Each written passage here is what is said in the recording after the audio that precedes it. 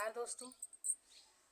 आज बहुत दिनों के बाद फिर मैं आप लोगों के सामने एक छोटी सी कथा प्रस्तुत करने चल रही हूँ। और कथा ये है कि युधिष्ठिर ने सोमवती अमावस्या को क्यों दिया था श्राप। आज सोमवती अमावस्या ही है, तो मैंने सोचा क्यों ना आप लोगों तक ये सब बातें बताई जानी चाहिए। तो द्वापर युग था। द्वापर युग में महाभारत का युद्ध समाप्त हो चुका था। युधिष्ठिर को चिंता हुई कि जो मेरे दिवंगत आत्माएं हैं, इनकी मुक्ति के लिए और शांति के लिए कौन सा उपाय किया जाए। तो भगवान कृष्ण के कहने पर युधिष्ठिर जो है भीष्म पितामह के पास गए। कुरुक्षेत्र में भीष्म पितामह जी सरसैया पे लेटे हुए थे।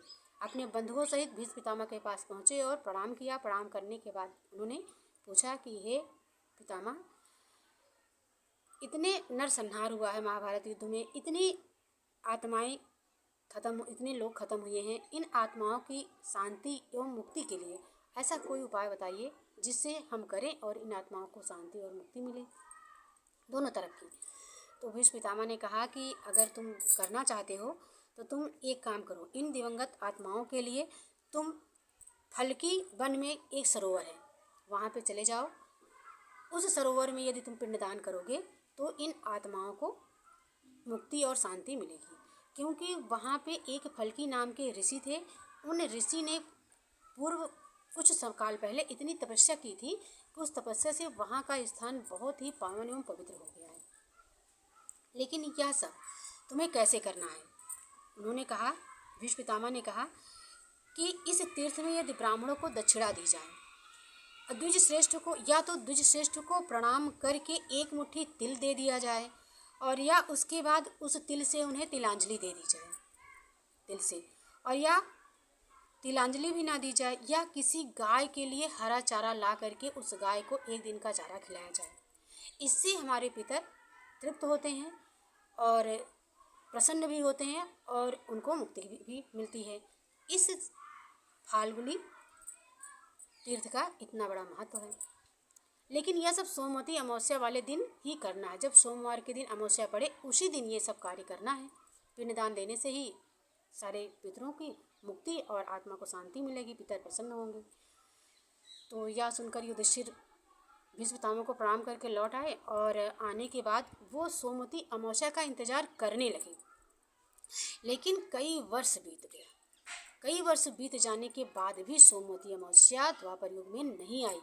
इससे युधिष्ठिर को बहुत क्रोध हुआ और क्रोध करके उन्होंने श्राप दिया कि ये सोमवती अमावस्या मैं अपने दिवंगत आत्माओं के लिए, अपने पितरों के लिए तुम्हारा इंतजार कई वर्षों तक से कर रहा हूँ, तुम इस समय नहीं आई हो, इसलिए मैं तुम्हें श्राप देता हूँ कि जाओ, तुम कलयुग में बार बार आओगी।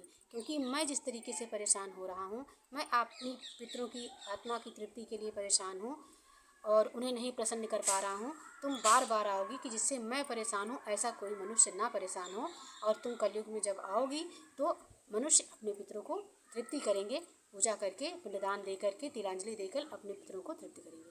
तो यह श्राप युधिष्ठिर ने सोमवती को अमावस्या को दिया था। इसी कारण से कलयुग में सोमवती अमावस्या कई बार पड़ती है, यहाँ तक कि साल भर में 3-3 बार भी पड़ जाती है। ये है सोमवती अमावस्या का युधिष्ठिर का दिया गया श्राप। और सोमवती अमावस्या हमारे हिंदू धर्म में बहुत ही पवित्र पावन है।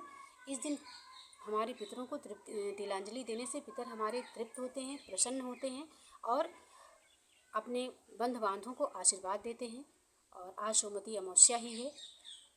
और क्या कहते हैं, सोमवती अमावस्या का पूजन तर्पण करने से सौभाग्यशाली स्त्रियां पीपल के वृक्ष में 108 परिक्रमा लगाती हैं, इस दिन पूजा करती हैं, सुहाग का सामान चढ़ाती हैं, उन्हें भी अपने सुहाग का वरदान मिलता है। क्योंकि इसमें एक सोमा नाम की धोबिन की भी कथा है कि सोमा नाम की धोबिन ने किस तरीके से अपना सुहाग एक ब्राह्मण की पुत्री को दे करके खुद जा करके परिक्रमा करती है पीपल के वृक्ष का 108 बार। और किस चीज़ से, एक सिटकिन से कंकड़ पा करके वो परिक्रमा करती है। कंकड़ ले करके 108 परिक्रमा करके सरोवर में स्नान करके परिक्रमा करती है। और जब अपने घर जाती है, वो सिंगल द्वीप में रहती है, जब अपने घर जाती है तो उसके पति और पुत्र सब जीवित हो जाते हैं।